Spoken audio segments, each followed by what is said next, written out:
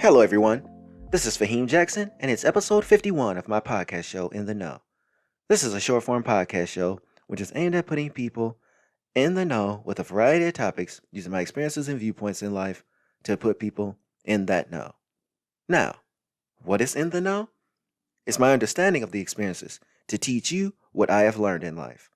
The following is the intro speech regarding the topic of today. And that introduction speech is regarding contributing in class when you don't have the answers. In a previous episode, I sat down and created an episode where I talked about the idea of participating in class. And this episode is going to be about contributing in class when you don't know the answers. Trust me, I've been in these particular situations. A situation where the class is moving along, and I understand what's going on.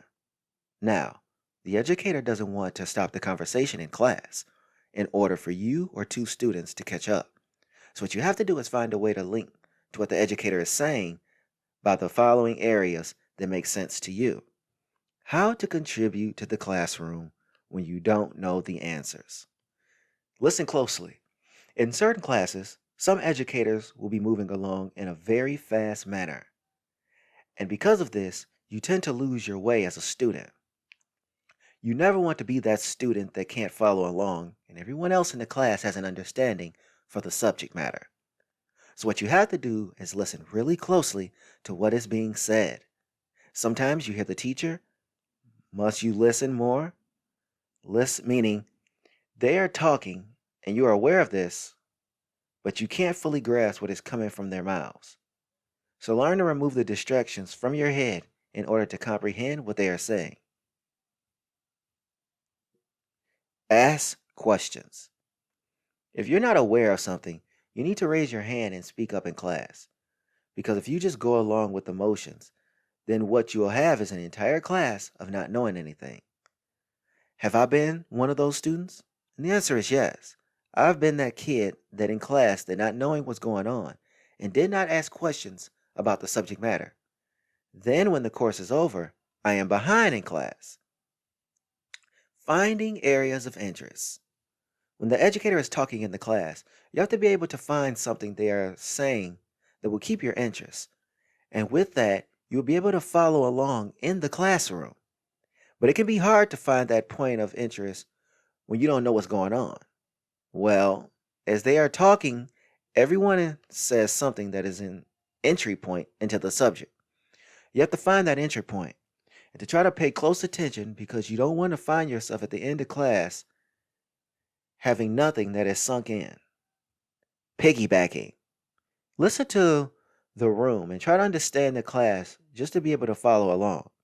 For me, I do as I did from the previous passage and look for areas of interest, meaning there is a point of interest in the person answering the right questions. You just hear them out and start to formulate the opinion. But don't jump out in class and act as if you don't know what's going on just because you found an entry point. Make sure you continue to throw little things that are an offshoot of the person's response.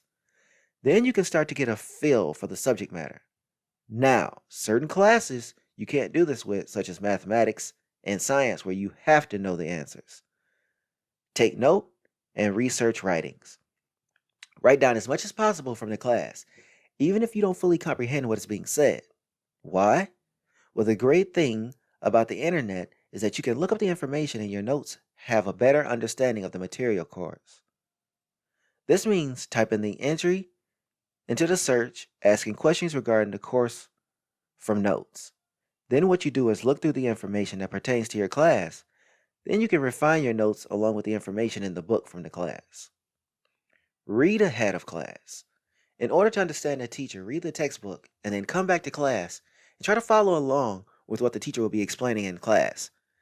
Does this mean that there is a guarantee that you will understand the information in class comes time? Well, nothing is guaranteed, but you will most likely be ahead of the person who did not do this pre-reading work. Wait after class. You can always meet the teacher after the course, and this is something that is difficult because the teacher is usually busy. So when trying to meet the educator after class, you're most likely going to have a hard time getting them to meet with you. Unless this is college, then you may have an opportunity. While we all have to learn to contribute in class, even when we don't know. When you're sitting in that classroom and have no answers to the questions, what are you to do?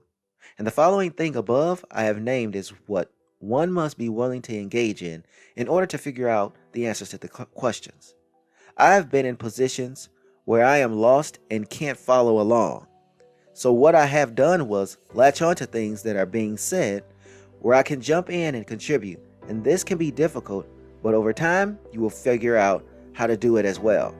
Thank you for listening to In the Know. I can't wait to bring the next episode where we talk about how a master's degree has shown you have mastered nothing at all.